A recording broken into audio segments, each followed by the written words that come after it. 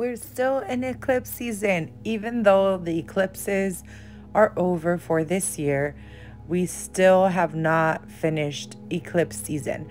But slowly this week is going to start showing some momentum. We do have a few aspects that are a little bit more challenging, but we have some that are great and will assist us in getting this stagnant or very heavy eclipse energy moving, going, and just getting on with our day. So we start the week with a beautiful water cardinal moon in Cancer, and that is what sets the mood of the week. And the moon does make a few aspects on that day, one of them being a trine to Jupiter that is currently in Pisces at 28 degrees. And this happens for some of us Sunday, and this forecast is prepared for Pacific Standard Time. So this happens in Los Angeles time at 2:40 a.m. in the morning. So we start off the week on the 14th with a lot of water energy. After that, the moon goes void of course for about 2 hours and 7 minutes until the moon ingresses into the sign of Leo and now is expressing herself through a very fiery energy that is leading us for the rest of the week until, she morphs into other moods, because that is what the moon does. On this day, the 14th, the sun forms a trine to Neptune. This is extremely beautiful, especially for people that are willing to invest their time in growing spiritually. This is also a great time to spend in the energy of love, just doing things that you love, listening to beautiful music, painting, drawing, reading a romantic novel, writing poetry, anything that fancies you, that is connecting you to the energy of compassion, love, and spirituality. So it is a aspect that likes to disconnect. And because nothing is superficial with the sun in Scorpio, it's asking us to really reflect from within and express this creative outlet so we can feel better, so we can heal, so we can feel as we are heading towards this nirvana or this life purpose that we so set up for ourselves, that we are working towards accomplishing. Because I believe most of you here listening to this podcast or YouTube video, if you're into astrology, you're not just into astrology, you're also into enhancing your abilities and connecting to angels and working with crystals and doing energy work, things like that. This is all connected to that energy of Neptune, where we're healing ourselves with energy, when we're healing ourselves with spirituality or with our spiritual practice. And we're also shaping a better future for us that's not just connected to material gains, but also spiritual gains, and how we show up for the world and the people that we love, and the difference that we make with the joy that we can bring to others with just little tiny things that we do. So very positive way to start the week, I think, in my opinion. We also have a Mercury sextile Pluto aspect that day at 6:27 p.m. PST. And this is another great aspect that helps us express our inner desires. And this is also connected to the energy of Capricorn, where Pluto is at. So it's aligning with the work that we do in the world, the legacy we're leaving behind, what we want to attain as our highest accomplishment. Mercury's triggering that inner power within us to really communicate that. It's either by selling yourself and applying for that job and just going for it, or sitting down and revamping your resume, or having a very heartfelt conversation with a friend or family member about your long-term goals and desires and the plan that you have devised for yourself to get there. So very positive conversations that we have on this day. This is also a very lucky day because we have the moon trining Jupiter. That's how we start the day. We also have Neptune trining the sun. So again, good for spiritual enhancements. So I'd suggest that you make some sun water, especially if you've been working on your psychic connections and also developing your intuitive abilities. You could charge some water this night, Monday the 14th, and maybe keep this water as you are progressing with your psychic ability exercises and things like that, or even learning your astrology, so you can really harness this energy of the sun trining Neptune and utilize it for good at other times when the sun is not trining Neptune. Now, on Tuesday, the moon is still in the sign of Leo, and we have a ingression of Venus into the sign of Sagittarius. So this is the first planet that's releasing the pressure from that Scorpio house, or it's the Scorpio-Taurus axis where we had the eclipses, because Venus is now moving into new territory.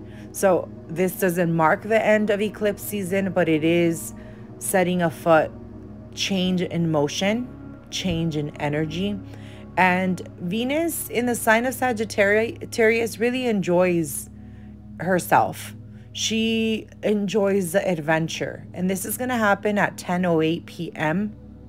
So you're going to see that shift from that deep, very penetrating energy of Venus in the sign of Scorpio to a more easier, optimistic, and full of adventure energy of the expression of Venus now, because it's in a different sign that is more external versus internal. And on that day, we also have Venus forming a trine to Jupiter right before she goes into the sign of Sagittarius, which is actually very auspicious as well. So as you can see, Jupiter is very active this week and is forming these aspects with planets that are moving out of the water energy. So there's a lot of water, there's a lot of transformation in emotions and cellular memory and our ancestry. Water as an element is connected to the memories that our body holds, and also our ancestors. It's connected to spirituality. It's connected to our emotions. So it's very deep within us. It's also a sign that typically is interested in psychic development and spiritual development, because it's so profound and it's so intuitive to energies and feelings of others. So with Venus forming this trine from a Venus in Scorpio to a Jupiter in Pisces, you can really set afoot a transformational healing that's way more positive, way more optimistic, but then does heal some deep things. It's like the end of that healing journey for the Venus archetype, because it already traveled through the entire sign of Scorpio. It's been involved with all the eclipses we had. So there's been a lot of transformation. This is like the blessing at the end of the work. This is the confirmation that what you have achieved, what you've done, what you've released is really paying off. You should be feeling better at this point. And then on Wednesday the 16th, this is when we have the third quarter moon after that full moon eclipse that we had, that lunar eclipse that we had. This is a day where the caution begins to the caution flag begins to be waved in the sky.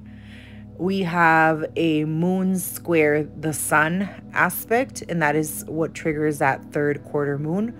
All third quarter moons, or all quarter moons, whether it's first or third, are squares from moon to sun. So that is tension in itself, and this is Scorpio sun to a Leo moon, which can be very fixed in its energy, also very dramatic, very intense. So we have that. But there's other things going on that day that are quite supportive.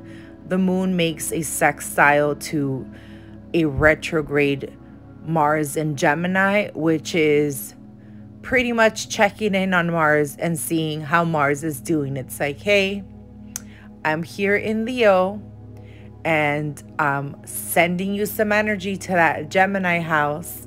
How's it going? How's it been? What are you up to? So it kind of cheers the actions. It makes things a little bit more positive. And we definitely need that, since Mars is retro and will be working intensely in that Gemini house. And we're going to see a lot of things come out of this transit with Mars there. So the moon is the first one to check on Mars. And then the moon shortly after makes that square to the sun. And then in the evening, the moon ingresses to the sign of Virgo. So the moon ends her transit of Leo with a square to Mercury. And Mercury is at 29-26 degrees. And this happens at 3:55 p.m. PST. After she makes this square, she then goes void of course for about an hour and 8 minutes. A moon square Mercury can trigger a little bit of anxiety. Both of these planets rule the mind in different ways, but they still rule the mind. Mercury rules more the intellect and the logical mind, while the moon rules the subconscious mind. So there can be a little bit more mental activity during this time, during this aspect. And it usually lasts about 2 hours, like an hour before it perfects. And it perfects at 3:55 p.m. and then about an hour after.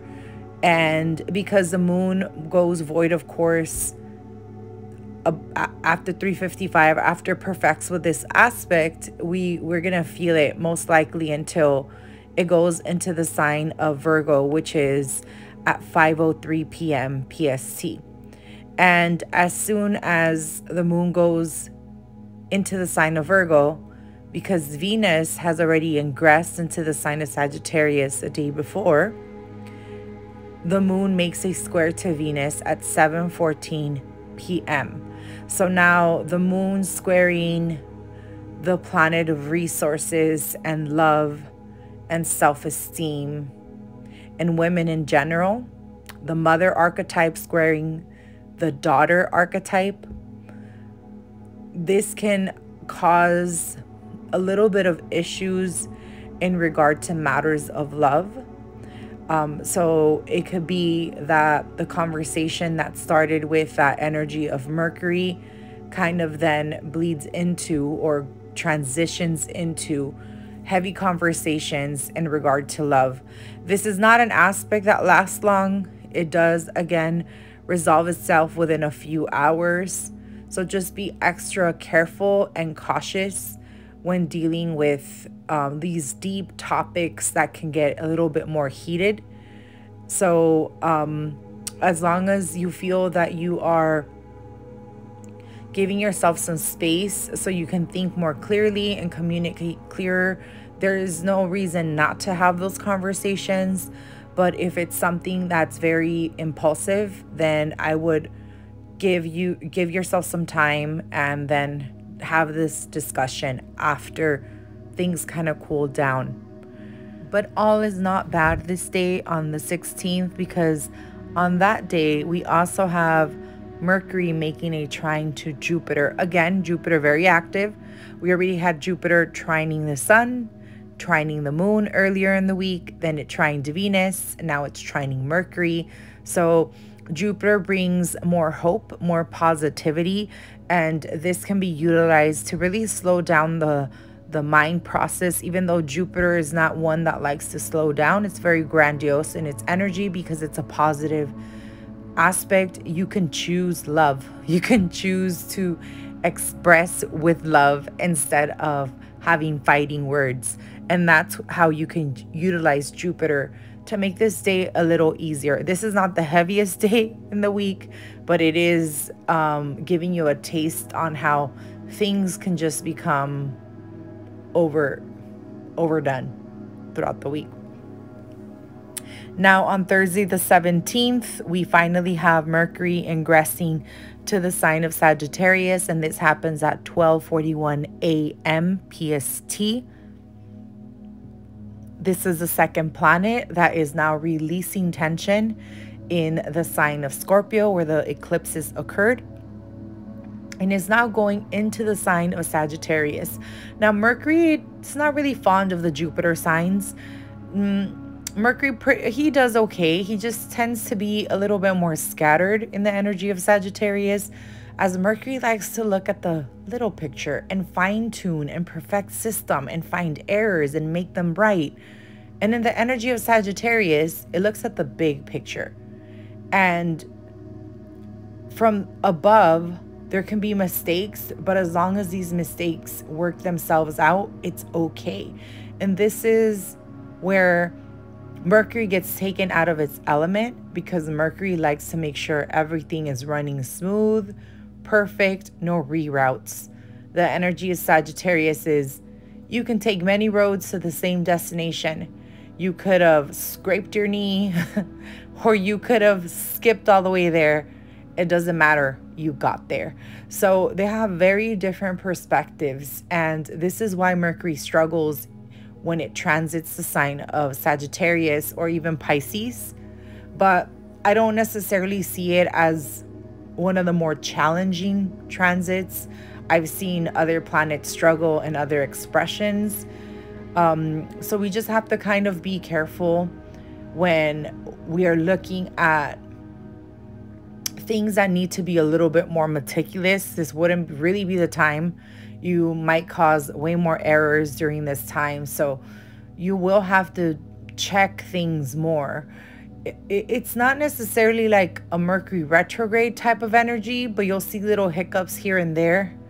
And then you'll kind of get reminded like, wait, is Mercury retro? No, it's not. It's just kind of mixing up a little and a little disoriented, but it gets back on track. So that is what occurs on the 17th. We don't have major aspects that day other than that ingression. We do have the moon making a trine to the north node in Taurus, which is triggering that eclipse point. So again, another release and momentum forward in that Taurus Scorpio axis. So the moon is now, making that trine and really checking in on that north node, which is the direction that we're taking. Wherever we have the transiting nodes, even though your node might not be in that same sign and house, the nodes are working to develop those houses in different ways. The north node likes to develop the house forward, likes to get more innovative in that house, likes to expand it, versus the south node likes to change things, release things, let go of things. So it's still forming some type of change, just like the north node, but is more internal, it's more insightful, it's more within. It's not as external and as connected to the outside world. This becomes more of a spiritual type of connection, more of an emotional connection within. So it's still experiencing transformation, but in different ways.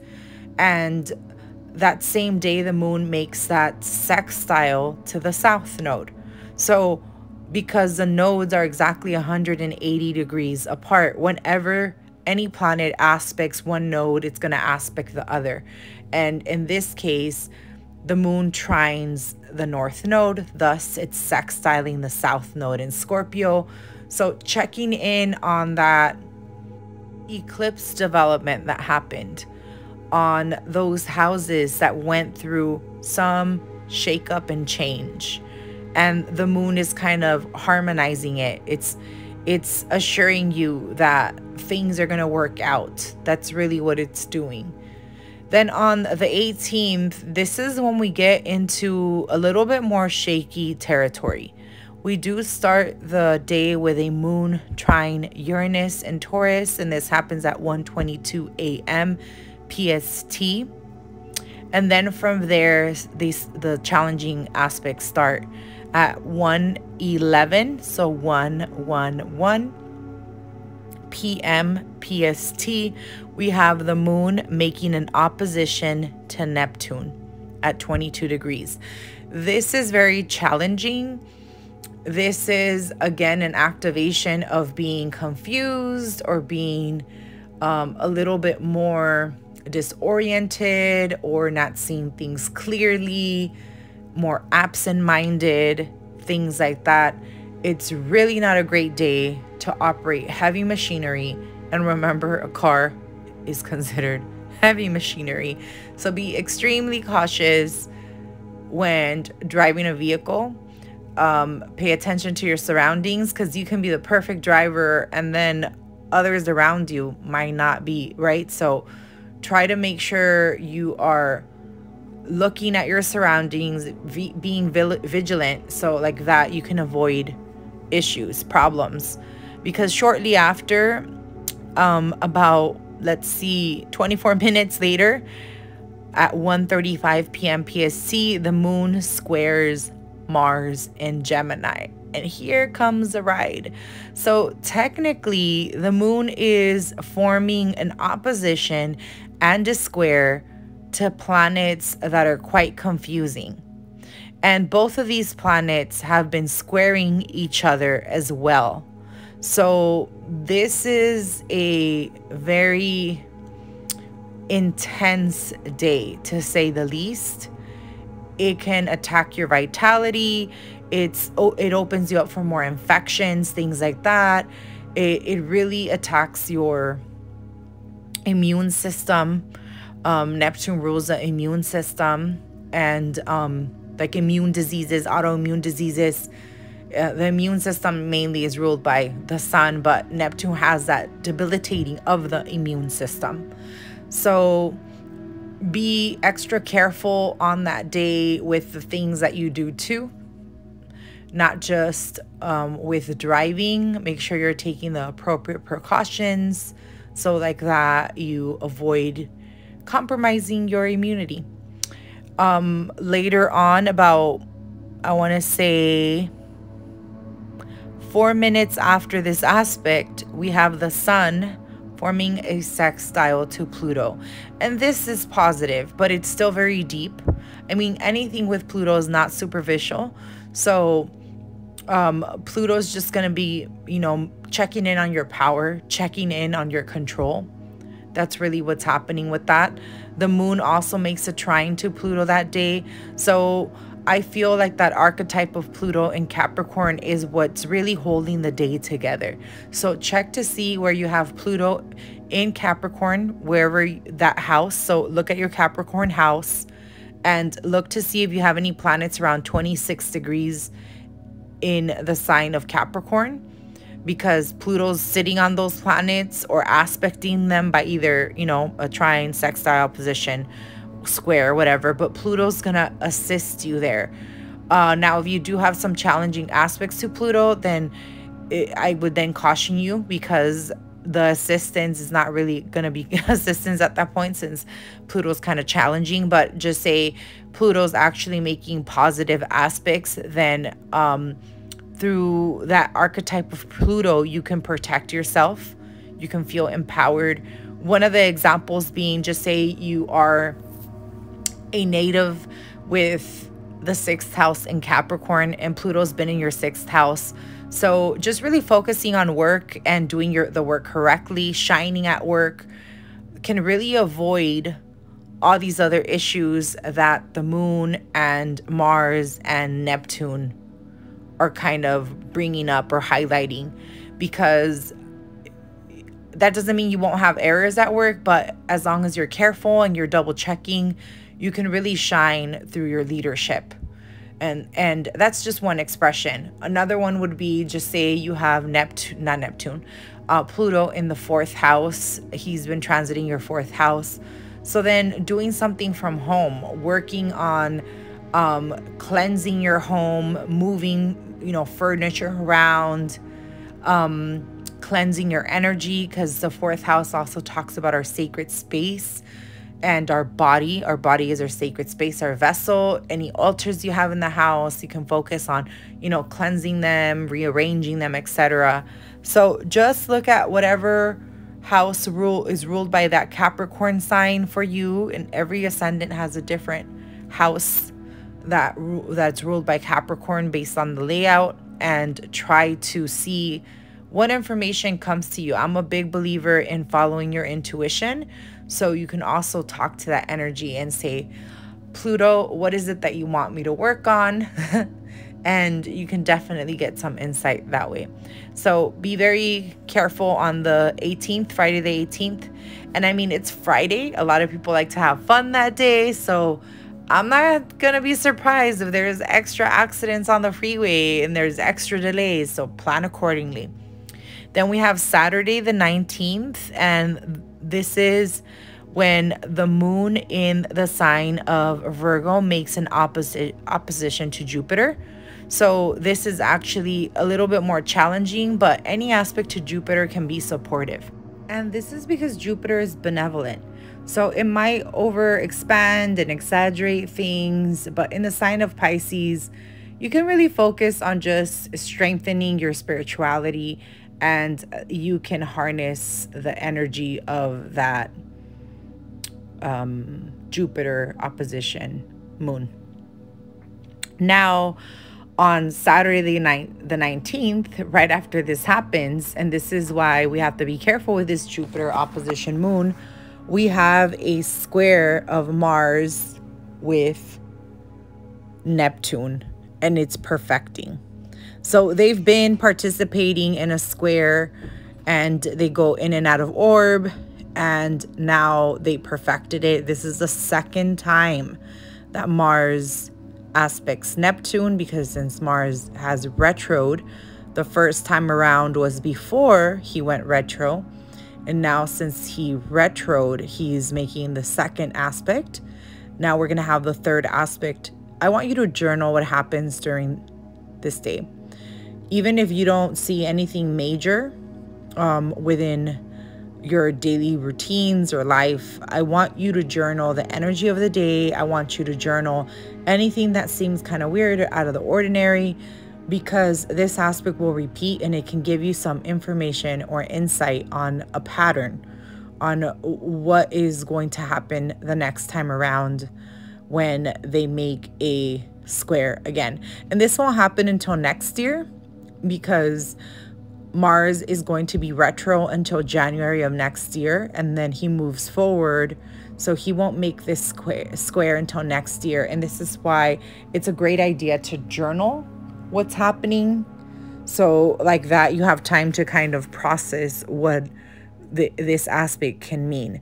But again, this is the peak of that caution aspect, where we have to make sure that we're being extra careful, especially with multitasking. Neptune, again, very confusing, very blurring. And if you're multitasking, sometimes you can injure yourself, you can nick your finger, you can make a big error, and it could have been avoided if you were slowing down and focusing. Now, you'll notice that people's tempers are a little bit more escalated during this time. Try not to participate in arguments. Try not to be the one that causes the arguments. Sometimes they're unavoidable, but what is avoidable is how you react to them. So decide to take the high road. Be the bigger person and deal with this matter on another day when it's easier. So then we end the week with on Sunday the 20th with the moon in Libra, and it's forming a disseminating waning crescent moon at this point. We're getting ready to invite a new moon next week. And on this day, we end the day, we end the week with a beautiful trine of the sun to Jupiter. So we started the week with a moon Jupiter trine, and then we end the week with a sun Jupiter trine. This is again good for spiritual enhancements, as Jupiter is the co-ruler of Pisces. He's actually the original ruler, and Neptune is the modern ruler. And I still associate Jupiter with having rulership over Pisces.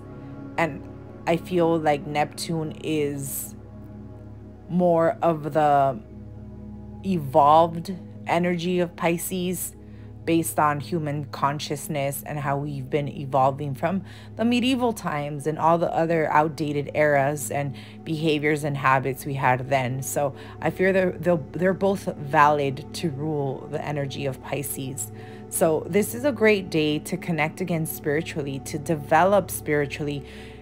Honestly, I feel like all this week you're going to get a lot of intuitive hits. You're going to get a lot of messages, especially if you are one that works with intuition. Now, what I do caution is because the energy is going to be very high in intuitive practices and messages and connections to spirit, mediumship, things like that. You want to make sure you're protecting yourself, you're really grounding yourself, because it can be a little tad bit overwhelming, and then that can also have some side effects of feeling weird, awkward, discoordinated, or feeling like there's something missing or you don't belong, or things like that that are not like comfortable.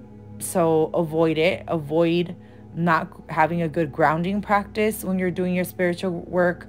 Avoid not eating well this week. You have to make sure you eat well. So don't like try to do any heavy meditation without really having some substance in your body, because you will reach those levels of bliss, but to come back down is going to be a little bit more of a challenge, because the energy is just so out there. So you're going to need to have something that's grounding you, something that's anchoring you. Just like the ships can be out at sea, but they still need anchors, right, to hold their position wherever they need to take rest, wherever they need to maybe redirect sail, etc. So think of it that way. You can still have this beautiful practice, but make sure that you are protecting yourself energetically. And if you do start feeling overwhelmed with the energy, do not push yourself. Just make sure that you slow down the process. You can always connect at another time. But this is just going to be a great week to do that if you really want to enhance your abilities. And the other thing that I do recommend is making Jupiter trine water. Jupiter trine the sun is one of the lucky aspects, and this only happens twice a year. There's time it happens a little more depending on where Jupiter goes retro, and that can trigger more trines, because it'll retro and then trine again and then go forward and trine again sometimes. So it all depends, but this year we only had 2 Jupiter trines, and then we have that Jupiter conjunction. So those mark points of luck and benevolence and joy and abundance and bliss, happiness, and a lot of spiritual evolvement, a lot of compassion. So count your lucky stars, connect to your guides, do incredible work that makes you feel great, that helps you assist others around you. And nurture your spiritual practice, grow it in a way that it becomes part of your daily routines, like a habit, so you can grow more spiritually connected, not just to your beliefs, but also to the collective. I really like to thank you for being here. Thanks so much for listening to me. I appreciate your energetic support. If you like this podcast, don't forget to rate me, give me those 5 stars. If you are catching this on YouTube, I'd appreciate a like and a follow, and also comment below. Let me know how you are feeling, what you've experienced. I always respond to my comments. Thank you so much, and never stop asking what's in your stars. Have a good one. See you later. Love and light.